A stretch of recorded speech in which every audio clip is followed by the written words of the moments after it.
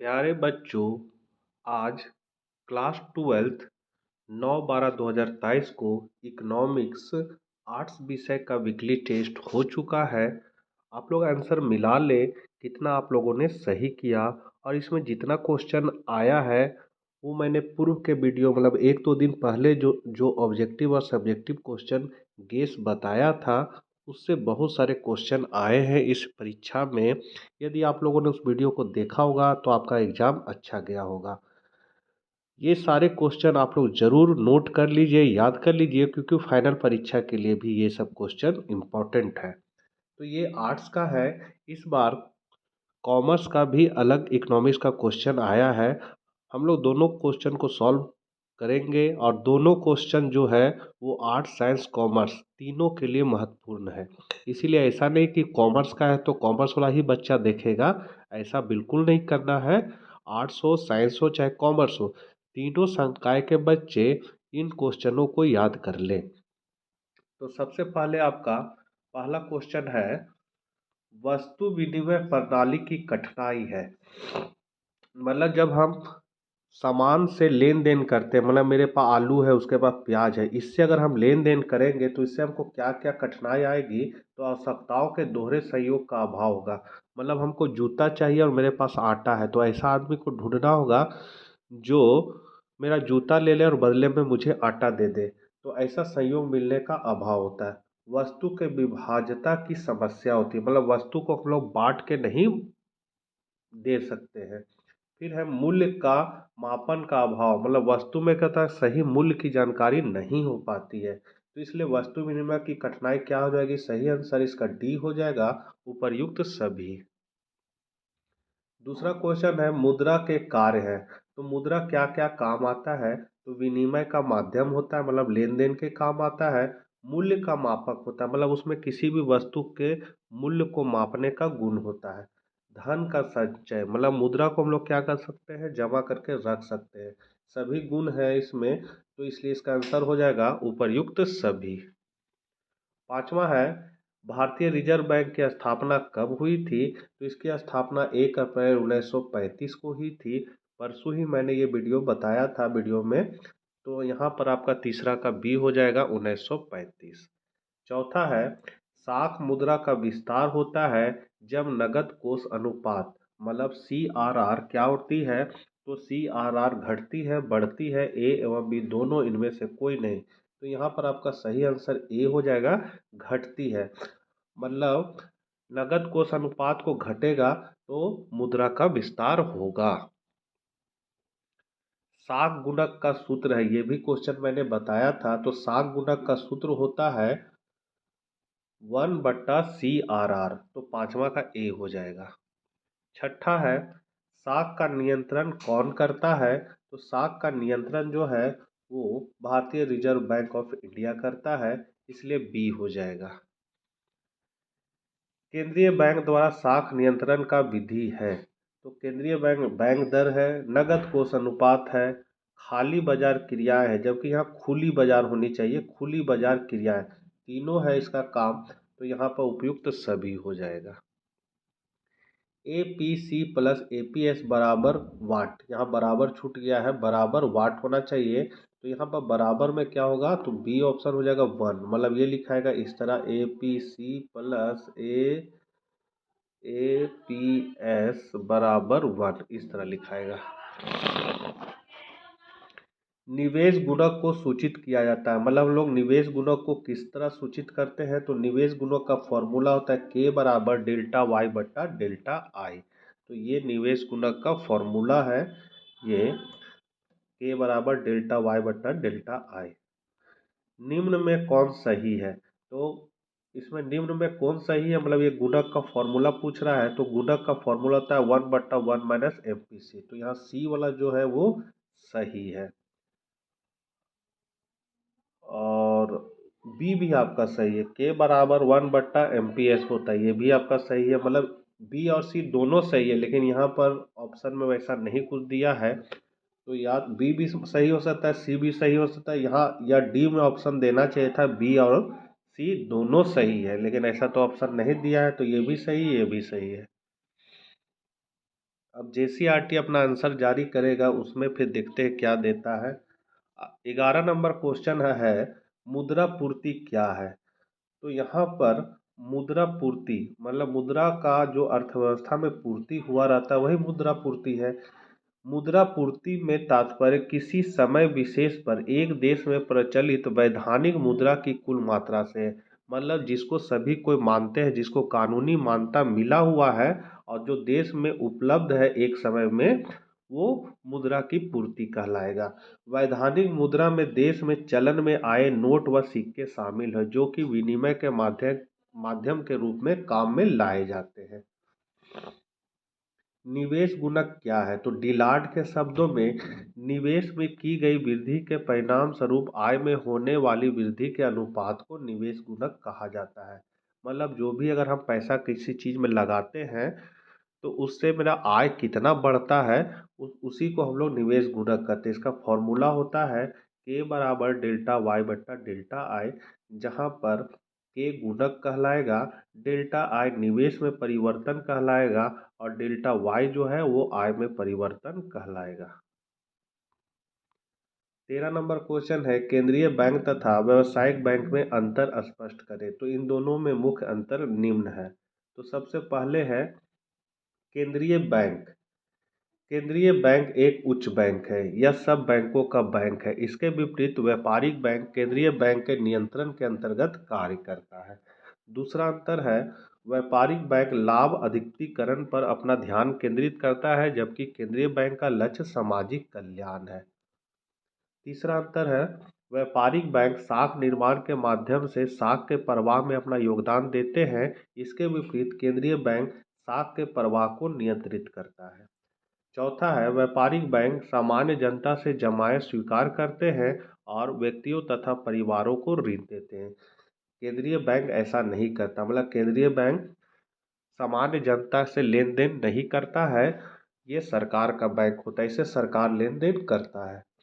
पांचवा है केंद्रीय बैंक देश के विदेशी मुद्रा कोष का अभिरक्षक है, जबकि व्यापारिक बैंक नहीं। केंद्रीय बैंक मुद्रा जारी करता है, व्यापारिक बैंकों के पास ऐसा अधिकार नहीं है। मतलब नोट छापने का अधिकार केंद्रीय बैंक को होता है, व्यापारिक बैंक नहीं छाप सकता।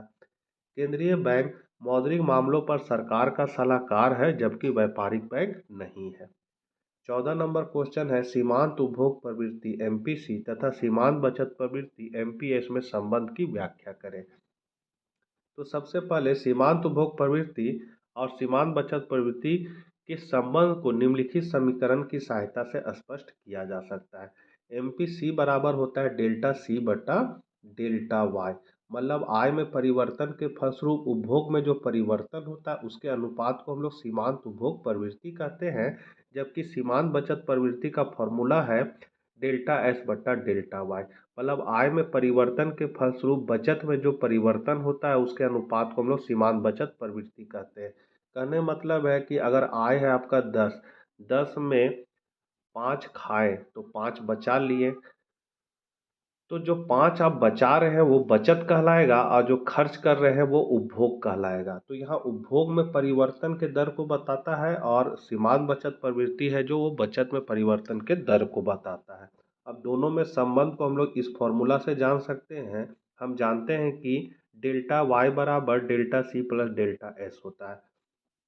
अब ये जो डेल्टा वाई है इसको हम लोग लिख सकते हैं M P C plus M P S बराबर डेल्टा सी मतलब उपभोग में परिवर्तन। तो उपभोग का जो है वो हो जाता है, मतलब ये जो है मुख्य रूप से एम पी सी का क्या है डेल्टा सी बटा डेल्टा वाई है।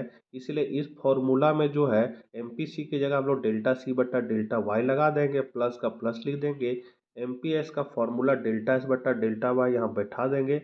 फिर इन दोनों में एलसीएम ले लेंगे तो डेल्टा वाई का लाया ऊपर delta C plus delta S हो जाएगा। उसके बाद delta C plus delta S बराबर क्या हो जाता है, तो यहाँ लिखा हुआ देखिए कि delta C plus delta S बराबर डेल्टा वाई होता है। तो यहाँ पर इसके जगह पर डेल्टा वाई बैठा देंगे और नीचे डेल्टा वाई है ऑटोमेटिक, तो डेल्टा वाई कट जाएगा तो 1 बचेगा। तो आपका हो जाएगा M P C plus M P S बराबर 1। अब यदि एम पी सी का मान निकालना है तो एम पी एस इधर आ जाएगा, तो एम पी सी बराबर 1 माइनस एम पी एस होता है और MPS बराबर 1 माइनस MPC होता है। इसका मतलब है कि यदि उपभोग में ज़्यादा वृद्धि हो रहा है तो बचत कम होगा, और बचत में वृद्धि ज़्यादा हो रहा है तो उपभोग कम होगा।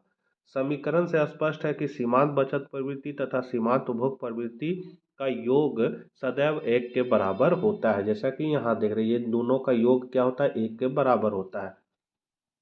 MPS तथा MPC के उपयुक्त संबंध से स्पष्ट है कि आय के दो मुख्य कार्य है, उपभोग तथा बचत। उपभोग और बचत मिलकर आय के बराबर होते हैं। जैसा कि यहाँ बताया गया है कि उपभोग और बचत मिलकर किसके हैं, आय के बराबर होता है। इकोनॉमिक्स में y को आय माना गया है, मतलब डेल्टा y यहाँ आय को डिनोट कर रहा है, इसलिए उपभोग और बचत का योग आय होता है। अगला क्वेश्चन है, केंद्रीय बैंक के कार्यों का वर्णन करें। तो इसका मुख्य काम है, पहला मुद्रा जारी करना। तो वर्तमान समय में संसार के प्रत्येक देश में नोट मतलब मुद्रा छापने का एकाधिकार केवल केंद्रीय बैंक को ही प्राप्त होता है, और केंद्रीय बैंक द्वारा जारी किए गए नोट सारे देश में असीमित विधिग्राह्य के रूप में घोषित होते हैं। मतलब विधिग्राह्य रूप में, मतलब इसको सभी को कानूनी मान्यता मिला रहता है, इसको कोई अस्वीकार नहीं कर सकता है रिजर्व बैंक के छापे गए नोट को। सरकार का बैंक, तो केंद्रीय बैंक सभी देशों में सरकार के बैंकर एजेंट एवं वित्तीय परामर्शदाता के रूप में कार्य करते हैं। सरकार बैंकर के रूप में यह सरकारी विभागों के खाते रखता है तथा सरकारी कोषों की व्यवस्था करता है। यह सरकार के लिए उसी प्रकार कार्य करता है जिस प्रकार व्यावसायिक बैंक अपने ग्राहकों के लिए करते हैं। आवश्यकता पड़ने पर सरकार को बिना ब्याज के ऋण दिया जाता है। फिर है बैंकों का बैंक। केंद्रीय बैंक देश के अन्य बैंकों के लिए बैंक का कार्य करता है। केंद्रीय बैंक अन्य बैंकों के नकद कोष का कुछ भाग अपने पास जमा के रूप में रखता है ताकि ग्राहकों की मांग होने पर वह उनके धन की अदायगी कर सके। बैंकों का निरीक्षण।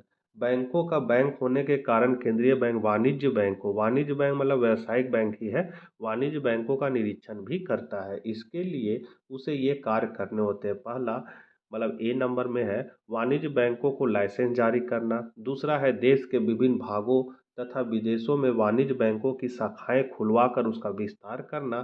तीसरा है आपका वाणिज्य बैंकों का विलयन तथा चौथा है बैंकों का परिसमापन। पांचवा है अंतिम ऋणदाता, मतलब केंद्रीय बैंक जो है वो अंतिम ऋणदाता होता है, क्योंकि अगर व्यापारी को अगर पैसा का जरूरत होगा तो वो व्यावसायिक बैंक से पैसा मांगेगा, और व्यावसायिक बैंक को अगर पैसा का जरूरत होगा तो वो केंद्रीय बैंक से मांगेगा, इसलिए अंतिम ऋणदाता केंद्रीय बैंक होता है। फिर देश के विदेशी मुद्रा कोषों का संरक्षक होता है। समाशोधन गृह का कार्य, मतलब नोट में जो भी बदलाव करना है, सिक्का में जो बदलाव करना है वो केंद्रीय बैंक ही करता है। साख मुद्रा का नियंत्रण, बाजार में पैसा ज़्यादा है कम है उसको नियंत्रित करने का काम जो है वो केंद्रीय बैंक करता है। फिर आंकड़े इकट्ठा करने का काम करता है, और इसके अन्य कार्य में है कृषि वित्त, अंतर्राष्ट्रीय मुद्रा सम्मेलन, मुद्रा तथा बिल बाजार, और फटे पुराने नोट वापस लेना। 16 नंबर क्वेश्चन है या लास्ट क्वेश्चन, सकल मांग एवं सकल पूर्ति द्वारा आय एवं रोजगार का निर्धारण किस प्रकार होता है, रेखा चित्र द्वारा वर्णन करें। तो आय के जिस स्तर पर समग्र मांग मतलब AD समग्र पूर्ति AS के बराबर होती है उस आय को संतुलन आय कहते हैं। मतलब वहीं पर आय रोजगार और उत्पादन निर्धारित हो जाता है। मतलब जहाँ पर AD और AS आपस में बराबर हो जाएंगे वहीं पर आय उत्पादन और रोजगार का निर्धारण होता है। हम जानते हैं कि कुल पूर्ति बराबर आय बराबर उपभोग प्लस बचत होता है, मतलब AS बराबर Y बराबर C प्लस S होता है। ये समग्र पूर्ति का फॉर्मूला है। उसी तरह समग्र मांग का फॉर्मूला हो जाएगा उपभोग व्यय प्लस निवेश व्यय, मतलब AD बराबर C प्लस I। अब दोनों का अगर हम संतुलन करेंगे तो यहाँ हो जाएगा AD बराबर AS।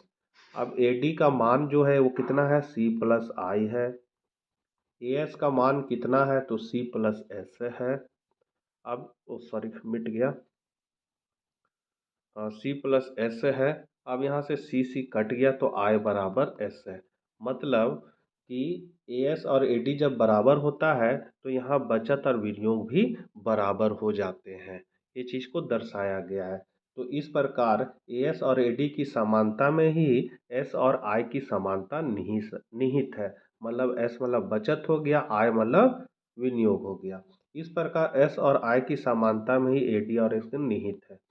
तो यहाँ पर इस चित्र को आप लोग देख सकते हैं, ये है समग्र पूर्ति की रेखा और ये है समग्र मांग की रेखा। बराबर हो रहा है कहाँ पर? क्यू बिंदु पर। तो यहाँ पर क्यू बिंदु पर ही रोजगार का निर्धारण होगा। रोजगार अर्थव्यवस्था में कितना है? ओ एल होगा। आय भी आपका ओ एल होगा और उत्पादन भी आपका ओ एल होगा। उसी तरह यदि हम लोग बचत और निवेश को देखते हैं तो ये है विनियोग का रेखा जो एक्स अक्ष के समानांतर है और ये है बचत का रेखा। तो दोनों कहाँ बराबर हो रहे हैं? जहाँ ए एस और ए डी बराबर हो रहे हैं उसी बिंदु पर, क्यू बिंदु पर, उसी मतलब डॉट पर ही आई और एस भी बराबर हो रहे हैं। यहाँ डिफाइन किया गया कि चित्र में क्यू बिंदु पर संतुलन हो रहा है जहाँ नियोजित बचत नियोजित निवेश के बराबर है। नियोजित निवेश मतलब है आई आई और नियोजित बचत हो जाएगा एस एस। अतः आय उत्पादन रोजगार कितना होगा? ओ एल निर्धारित होगी। मतलब यहाँ से यहाँ तक जो है वो आय उत्पादन और रोजगार का निर्धारण होगा। तालिका द्वारा बचत तथा निवेश में समानता के रूप में संतुलन आय को दिखाया गया है। यहाँ आय, उपभोग, बचत, निवेश और बचत और निवेश दिया गया है। आय यहाँ दिया गया है 100, जीरो शुरू में है, फिर 100, 200, 300, 400। इसके बाद है उपभोग 50, 100, 150, 200, 250। यहाँ बचत को दिखाया गया है जो है जी माइनस हो जाएगा, क्या है कि 50 को जी इसमें आई में घटा देंगे, वाई माइनस सी से बचत निकलेगा। तो यहाँ पर 50 को जीरो में घटाएंगे तो -50 हो जाएगा। 100 में 100 को घटाएंगे जीरो, 200 में 50, 150 को घटा देंगे 50, 300 में 200 घटा देंगे 100 और 400 में 250 घटा है 150। उसके बाद आय, आय मतलब जो अर्थव्यवस्था में निवेश किया गया। तो जो शुरू में निवेश होता है 100, वो 100 सब में रहेगा। अब यहाँ देखना है विनियोग और बचत कहाँ ज़्यादा हो रहा है, कहाँ? तो विनियोग हुआ है 100 जबकि बचत कितना है? -50। तो विनियोग ज़्यादा है बचत से। यहाँ पर बचत 0, विनियोग 100। तो विनियोग ज़्यादा है बचत से।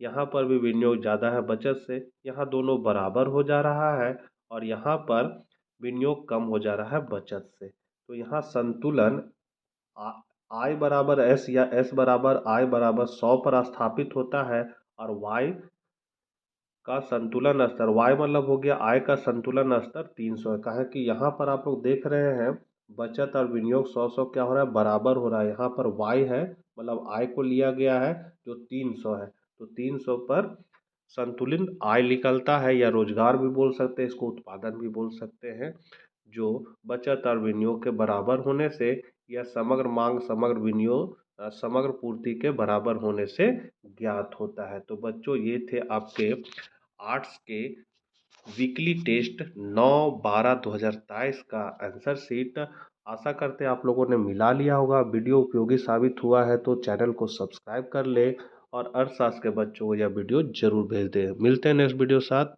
Bye bye.